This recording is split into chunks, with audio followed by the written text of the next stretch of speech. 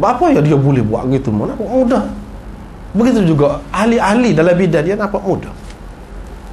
Tetapi hakikatnya benda tu berat. Hakikatnya benda tu berat. Jadi gambaran yang ditunjukkan di sini nak menyatakan Nabi SAW tu berat. Ketikanya dia duduk di atas unta kan. Unta tu duduk, jatuh unta. Kecuali unta qaswa dia tu pelik. Unta tu beberapa kali Nabi SAW duduk atas, tak terduduk. Cuma dia tak boleh jalan, duduk senyap. Itu hebat unta tu. Mana ada Allah SWT bagi, walaupun kepada binatang, oleh kerana ada hubungan dengan Nabi SAW tu, dia ada nampak juga keistimewaan dia, kelebihan dia. Sehingga unta tu kan, bila pergi ke Madinah kan, sahabat ni kata, mari sehingga rumah kami lah wahai Rasulullah, kami sanggup terima Rasulullah sebagai tetamu. Orang ni kata, panggil kiri kanan, panggil. Nabi SAW kata, masing-masing nak pegang, hak ni pegang tali unta tu, hak ni nak pegang. Nabi SAW kata, utrukha fa innaha ma'murah. Biarkan, lepas unta tu. Unta ini diperintah. Unta ini diperintah. Yang ni dia dapat perintah. Apabila sampai tempat dia akan berhenti. Memang, so dia berjalan-jalan sampai tempat dia berhenti.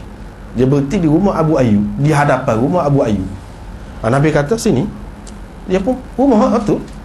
Dia singgah rumah Abu Ayyub, duduk situ. Jadi unta pun maknanya ada kesan dia.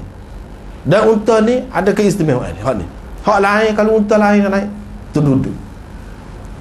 Itu dalam hadis disebutkan betapa beratnya wahyu tadi. Betapa beratnya wahyu tadi. Jadi kita tak perlu muskil macam mana wahyu di mari pelik, supaya kita manusia biasalah untuk memudahkan faham. Macam mana ahli fikir tu dia boleh terfikir benda yang 100 tahun akan datang. Dia sudah nampak dah. Ahli politik, misalnya ahli politik, dia kata kena buat gini, 100 tahun akan datang baru orang nampak. Hasil dia. Dia nampak, orang lain tak nampak. Orang lain tak nampak. Begitulah orang ni. Siapa dia yang bagi kepada ahli fikir, ahli politik, kau siapa saat ni? Siapa? Allah SWT juga. Coba kita tak boleh rayak, macam mana dia mari? Begitulah. Ni dia istimewanya, dia boleh rayak. Mari lagu ni. Aku berasa lagu ni.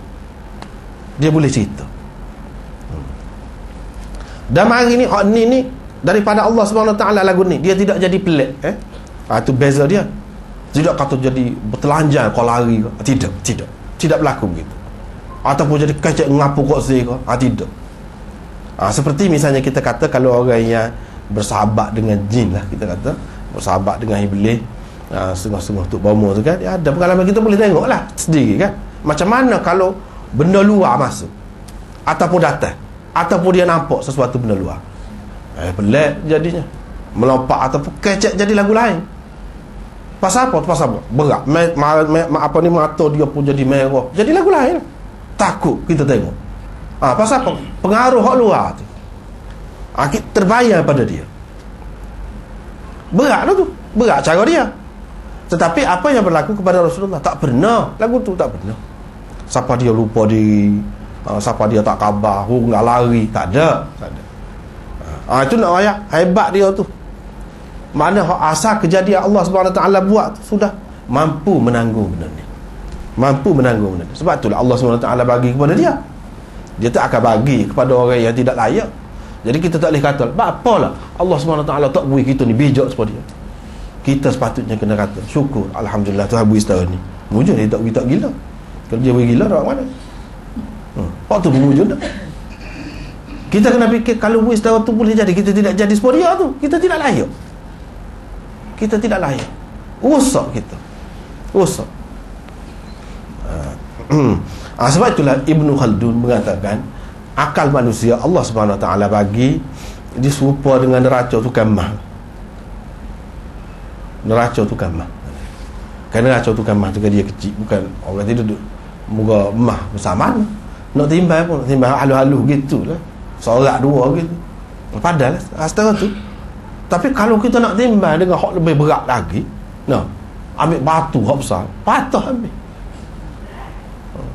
habis rosak lah. Segala apa ni, skru dia tu, segala spring dia tu patah habis. Sebab apa? Tak padan. Ini maknanya kalau kita kata akal. Jadi kaitan wahyu ni nak seseorang tu dapat, dia bukan akal. Dia bukan akal, bukan persediaan akal. Kalau ilmu ni dia akal, kalau seni ni dia jiwa. Kita kata persediaan tu kena jiwa tu halus. Ini tidak. Dia lain lagi, sesuatu yang lain, yang mana manusia lain tak boleh rayak lah pengalaman tu. Tak ada kecuali Nabi-Nabi. Jadi walau bagaimanapun ia menunjukkan berat lah. Dalam banyak-banyak hak berat tu dia sebut di sini hak paling berat.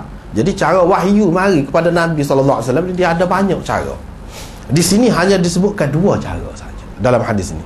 Disebutkan 2 cara sahaja dalam hadis ini, iaitu kalau sebab itulah saya sudah sebut dah tadi, kalau ada kitab ni kan senang, kalau boleh dapatkanlah. Jumpa dengan Ustaz Marwan, tanya dia macam mana dia dah. Semua tempoh dah tak dapat lagi. Tak dapat. Kalau sudah tempoh dah tak apalah. Kalau tak tempoh lagi kena kecek dengan dia lah. Senang kita nak rujuk. Sebab dia ni ambil ni hak tepi ni, kitab ni Syekh Ahmad Ali Saharanpuri, ulama India. Dia ni dia petik daripada sekian banyak kitab, dia ambil hak mana yang dia fikir paling sesuai, paling baik untuk dihidangkan kepada kita. Jadi 2 jilid lagu ni dia sebut di sini. Ammal wahyu ila ghairil anbiya, tak apa. Wa amma suwaruhu ala ma dzakarahu Suhaili fasab'ah. Bentuk-bentuk wahyu yang datang kepada Nabi ni ada 7 macam, mengikut apa yang disebutkan oleh Suhaili. Yang pertama al-manam, iaitu dalam mimpi dia mari.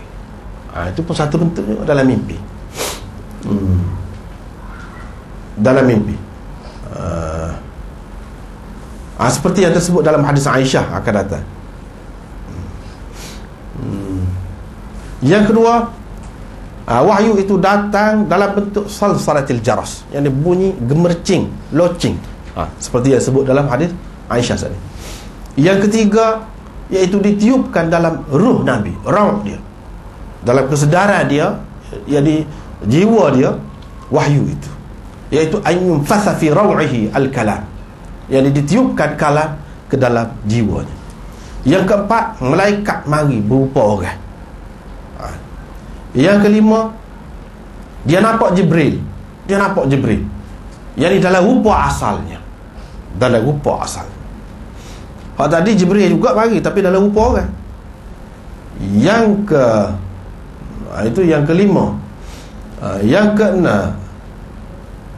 keenam, yani Allah Ta'ala bercakap dengan dia min wara'i hijab.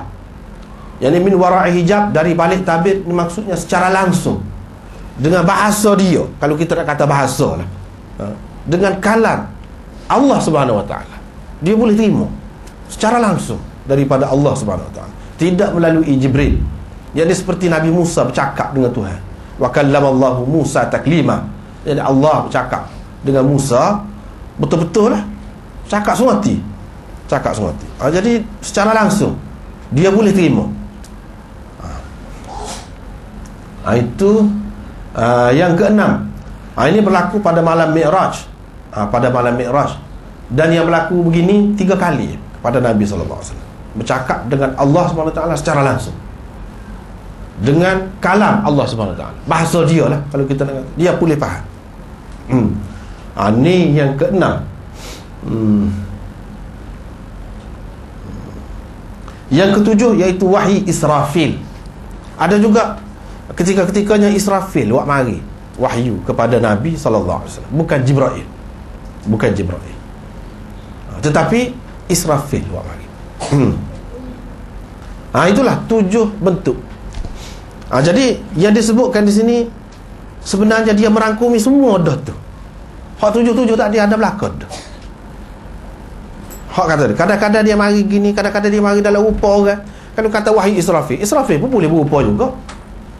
Kalau hak mari kepada saya tu dalam rupa orang, dalam keadaan jaga gini pun ada juga. Sedar begini, dalam keadaan mimpi pun boleh jadi juga. Hak mimpi tu masuk dah. Hak dalam keadaan jaga tu macam hadis Jibril ke, hadis berkenaan dengan rukun Islam, rukun iman.